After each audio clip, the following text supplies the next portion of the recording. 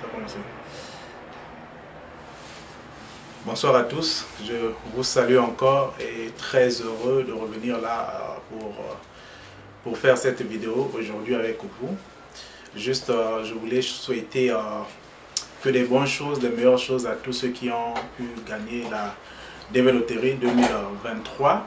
Vraiment les gagnants, je vous félicite, c'est vraiment une très bonne chose et Dieu a fait grâce, ce n'est pas toujours le fruit d'un hasard. Bon, chacun a sa chance, donc vous avez gagné et si vous avez gagné, ça veut dire que vous avez juste passé la première étape. Donc gagner ne veut pas dire qu'automatiquement vous avez le visa.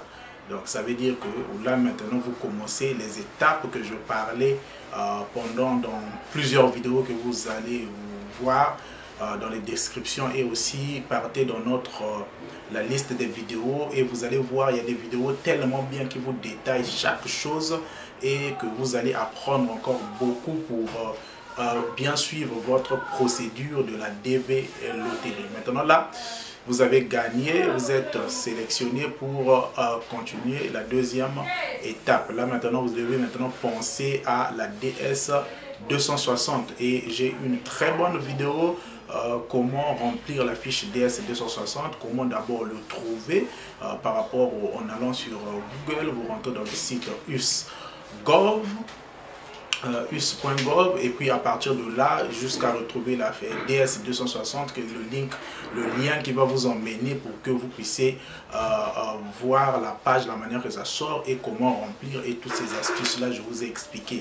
Donc là maintenant tu viens de gagner, pense maintenant à la fiche DS 260, c'est ça le plus grand problème, la plus grande chose, et ça est là dans la vidéo. Donc consultez la vidéo, vous allez voir il y a comment remplir la fiche DS 260 et dans cette fiche là je n'ai pas beaucoup parlé, j'ai juste fait capture d'écran, donc j'ai juste enregistré l'écran de mon ordinateur et les étapes que j'étais en train de faire, comment est-ce qu'on fait, comment est-ce qu'on remplit toutes les étapes là. Donc vous n'allez pas s'ennuyer avec cette vidéo là quand vous voyez que non, il n'y a personne qui parle, mais suivez seulement les étapes. J'ai voulu faire ça comme ça, alors que quand parfois la personne parle et cela lambine et ça tire encore en longueur la vidéo, et surtout que la vidéo doit être un peu courte pour permettre à chaque personne de le regarder. Donc tu viens de gagner, pense à la fiche DS 260, ne remplis pas directement et ne soumets pas directement. Donc tu dois d'abord remplir ça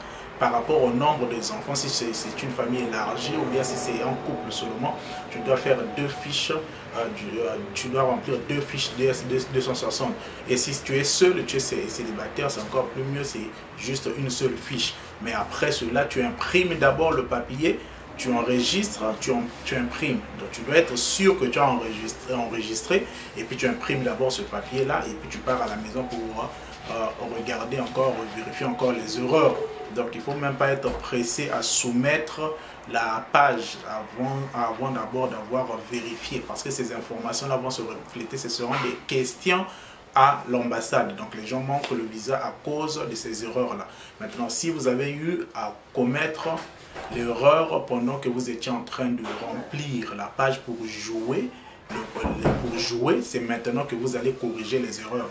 Et maintenant, si vous avez eu un enfant, ou bien par exemple vous êtes maintenant marié, quand vous avez joué, vous étiez célibataire, maintenant que vous êtes marié, c'est le temps dans la fiche DS 260 d'ajouter votre conjoint ou votre partenaire.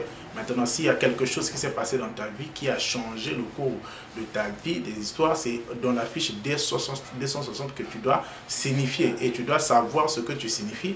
Quand tu ajoutes quelque chose, tu dois avoir les preuves justificatives. Vous voyez? Donc ce sont des détails de près que quand tu ajoutes quelque chose, tu dois avoir un papier pour justifier cela. Parce qu'à l'ambassade, ce sont des questions, ce sont des choses qu'ils veulent voir. Ils vont te demander, tu dois avoir ces documents-là. Si tu n'étais pas marié, tu es maintenant marié, tu dois avoir la preuve du certificat du mariage. Si tu as un enfant, tu as maintenant un enfant, tu dois avoir la preuve du certificat de naissance. Donc vous voyez, donc tout dépend, tu peux tout mettre, tu peux tout ajouter, même les diplômes. Si tu avais joué avec un diplôme, peut-être un faux, je ne sais pas, parce que le niveau exigé, c'est seulement le baccalauréat. Pour ceux qui sont dans les pays francophones, pour ceux qui sont dans le pays belge, c'est l'examen d'État. Pour ceux qui sont dans les pays anglais, c'est le grade 12 métrique. Tu vois, matriculations. Donc, tu dois avoir ça. Sinon, pas, si tu c'est ça le minimum. On n'a pas besoin de me dire que non, tu as une licence alors que tu n'as même pas terminé la 3e année. Et après, là-bas, ça te complique pour rien. Non, le minimum, laisse seulement le minimum, il n'y a pas de problème. Il y a même pas, on ne va pas te donner le visa parce que tu as un doctorat. Non. Donc, la condition pour jouer, c'était que tu dois avoir un diplôme de niveau 12 années. Donc, le grade 12 années dans les pays francophones, c'est 13 années pour avoir un diplôme de l'école secondaire. Donc, c'est juste ça. Et maintenant, c'est juste ça au niveau du diplôme. Donc, il n'y a même pas besoin de mettre un doctorat, une maîtrise. Non, on ne te donne pas le visa à cause de ta maîtrise. Non, si tu n'as pas l'examen d'État, si tu n'as pas le grade 12, tu n'as pas le diplôme, là, le baccalauréat, alors tu dois fournir 2 ans d'expérience professionnelle avec papier, preuve à l'appui. C'est-à-dire, si tu faisais un travail, par exemple, j'ai un frère qui m'a posé la question, mais moi je suis coiffeur, comment est-ce que je veux faire? Cherche un papier, parce qu'aux États-Unis, le métier d'un coiffeur, c'est le métier d'un hairdresser. Donc, il y a un papier, un certificat, parce que tu ne peux pas faire ça sans avoir un certificat. Alors, si tu étais un coiffeur ou bien tu faisais un petit commerce, des trucs comme ça que tu ne peux pas justifier, cherche le moyen, surtout que tu es en Afrique, cherche le moyen pour chercher à justifier ça, au moins 2 ans d'expérience. Donc, c'est ça les consignes que je vous donne pour que vous puissiez gagner votre interview. Donc, vraiment, félicitations à tous ceux qui ont gagné. C'est maintenant la grande bataille qui commence. Ce n'est pas que tu gagnes et puis tu restes à la maison comme ça. Non. Maintenant, pour ceux qui n'ont pas gagné, courage encore. On attend encore octobre pour jouer. Donc, ne laissez pas, n'abandonnez pas. Donc, vous devez toujours continuer et continuer, essayer et essayer encore. C'est comme ça. Merci vraiment. Abonnez-vous massivement. Donc, abonnez-vous à la chaîne et élargissant notre chaîne.